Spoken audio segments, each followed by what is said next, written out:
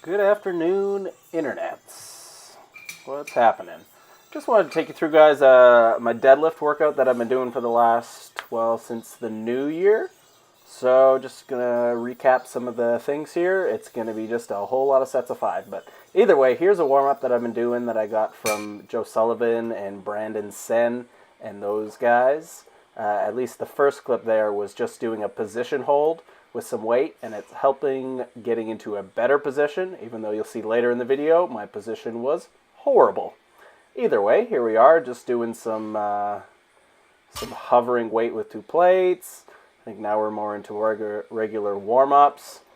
Just 275, trying to work on position, see how I'm feeling.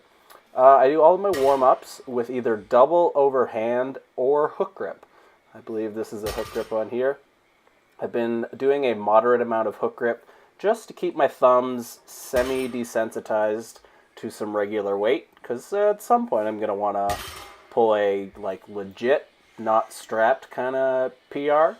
But either way, here we're getting into the volume work here, and you can see that I'm not quite getting that lower back set into a nice, comfortable position, and it just seemed to either be the straps that's been doing this, because I was in pretty good position going through all of my warm-ups, just doing hook grip, and then I throw the straps on, and you can see here, that one wasn't so bad, but as the reps go on in these sets of 5, that my lower back kind of gets more and more out of position, and it just turns into a aggressive power pull, which is kind of what my conventional looks like.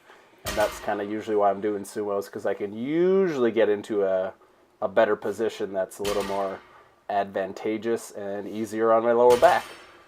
But either way, gonna have to get away from straps or something. So today's workload was 4 sets of 5 with 395.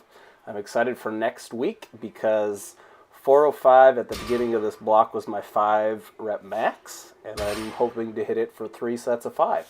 So that'll be pretty neat. I think this is possibly the last set with 395, and then we're going to be moving on to block pulls. Yep. So here we got 445 on the bar, and I've been using these block pulls to help reinforce a stronger position. As you can see in these ones, I can get my hips pushed in and wedged in nice, and my lower back packed in a little bit better. Plus a little bit of overload on the upper back and traps, and whatnot, with extra 50 pounds on there is pretty neat.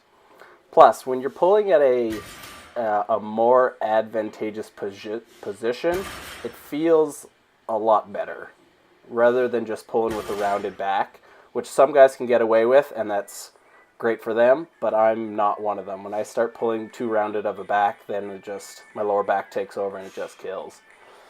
So here we're just finishing off after 4 sets of 5 on the block pulls. We're doing 3 sets of 6 on front squats.